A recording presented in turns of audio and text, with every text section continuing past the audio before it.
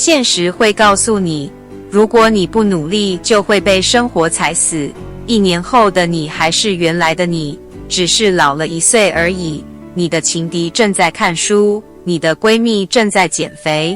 努力并不是为了感动谁，而是人往高处走，自己有能力选择用自己喜欢的方式过自己的生活。为了未来美一点，现在必须苦一点。低头不算认输，放弃才是懦夫。